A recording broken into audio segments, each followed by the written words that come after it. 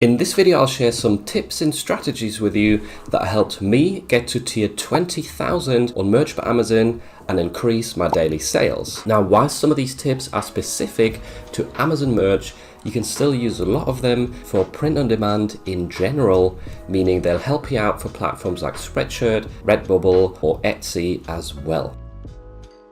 So tip number one I've got for you is to copy yourself. And what I mean by that is, let's imagine you've entered a niche, you've created a few different types of designs for this niche, and after a few weeks you've noticed that this one singular design has sold a few times whilst the others haven't. So now what you should be doing is to copy this design and apply it to some of the other niches that you've entered, or just to new niches in general, because now you've found a design style that people like and that you're clearly good at designing. So by copying it and applying it to other niches, you get a much higher chance of increasing your daily sales and being successful with your print on demand business. Tip number two would be to saturate your niches. And what I mean by this is, let's say you've entered about 20 niches so far, and after a few weeks you've noticed that some of these niches aren't getting you any sales, whilst others have gotten you just a handful, maybe 2 or 3, and then there's a few niches, let's say 1 or 2 niches, that are getting you regular daily sales, or maybe a sale every other day. What you want to do now is to saturate those exact niches. And the way to do this, as an example, is let's say one of the niches has got 500 search results on Amazon, and currently you have 10 designs uploaded to this niche. So you're making up about 2% of the search results. However, let's say you create another 50 designs or even another 100, and you just have different variations of designs that are targeting different people, or maybe cross-niched with some popular topics like coffee or alcohol, something like that. And that way you're now making up maybe 10 to 20% of the search results, giving customers way more potential to click on one of your listings and to purchase it. This is a very, very simple but effective strategy to just increase your sales by taking over a large chunk of the market or the search results within your niche. And it's very, very effective, and it works if you apply it to niches that are already getting you regular sales. Now, this next tip might sound counterproductive at first, but just hear me out. You want to price your products lower. So for example, for t-shirts, if you start with $13.99 or $14.99 when you initially upload the shirts, you've got a way higher chance of getting that first sale. And once you've got a first sale, then you can bump up the price to $17.99, $19.99 to get a bigger royalty. The reasoning behind this is that products with a BSR that have sold before and that have a search history will be shown to customers more often or more likely. So if you've just uploaded your stuff and it's already got a high price and it will be shown to just a handful of people, having that high price makes it harder to get that important first sale. So by just pricing low to begin with, you're giving yourself that high chance of getting that first sale, and then you can bump up the price to get more royalties. And this way you can easily create a larger network of t-shirts that sell or that have sold before and can then get regular sales afterwards. Tip number 4 would be to get inspiration on other marketplaces or websites besides just Amazon. And the reason I say this is because many of you probably use research tools that show you the Merch by Amazon catalog, and you take inspiration from there on what to design. Now, I've found that oftentimes if you look through Redbubble or through Etsy search results, or even something as simple as the Vexels design library, you don't have to be a subscriber to see this, you can see new types of design styles, different ideas that you wouldn't have seen on Amazon. And this is often a really good approach to coming up with new ideas that aren't really available yet on the Merch by Amazon catalog, and that have a higher chance of becoming a regular seller. One of my best selling designs was inspired by a Redbubble design, and it's now selling on Etsy, Amazon, and pretty much every other marketplace that I've uploaded to. So this is really a tip that you shouldn't overlook. Do try and get inspiration from elsewhere besides just Amazon.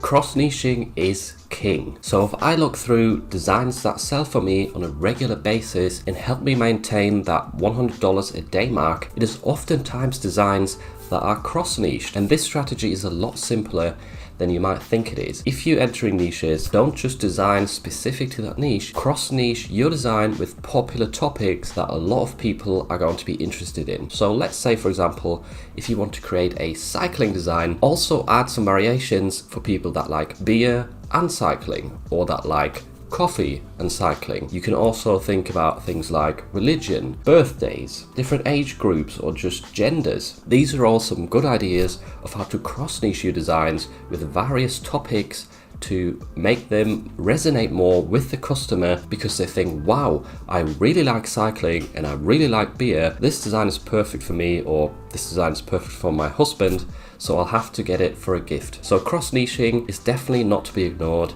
It's an extremely powerful strategy to, first of all, niche down and compete with less people, but also to increase your conversion rates on your designs.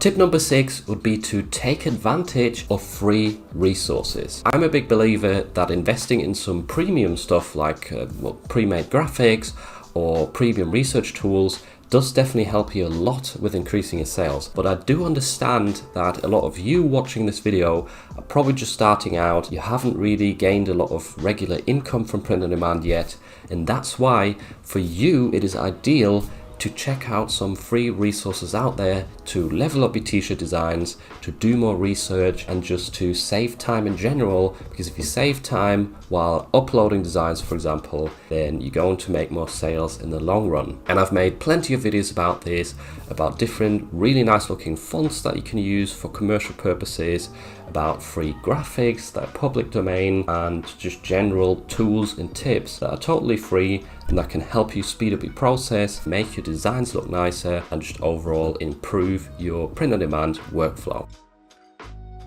This next tip is another way of how you can increase your conversion rates, and specific to Merch by Amazon, it's simply selecting less colors while you're uploading your designs. This is very important because when you have 10 options, which is the maximum for t-shirts at least, then you often give the customer too much choice, and they'll sit there looking at all the different colors and they'll analyze over and over which one might look best, and it'll lead to a state of analysis paralysis. This is where the customer gets worried that they'll pick the wrong choice, or they make the wrong choice and the design or the t-shirt won't look as good as a different color. While thinking about this too long, people tend to just click off and forget about it. If you make life easier for the customer and you just pick maybe 2 or 3 colors and some really good looking ones as well, you make their life easier, they can quickly come to a decision and they don't have to overthink stuff.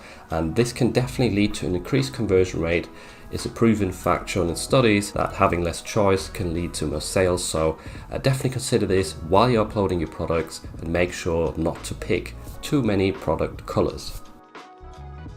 This next tip is a very important one, but it's also quite a hard one for a lot of people, and that is to just be patient. A lot of the videos that you see on YouTube of people sharing their income reports where they're making hundreds of dollars a day with print on demand, these people didn't just start last week. They've usually been in the business for 1, 2, or even 3 years or longer, and they've built up this income slowly over time, and they didn't just start out being successful. So if you're in your first year, it's very normal that you're not seeing a lot of sales and that you're struggling to reach these goals that appear very easy if you watch a lot of YouTube videos on the print on demand topic. My first year of print on demand was also extremely slow, and if I hadn't stuck to it for another year, I would have probably never got to this point where I'm happy with the regular sales that I'm receiving. So just stick at it, be patient, you'll get better over time, and you'll learn the processes more and more,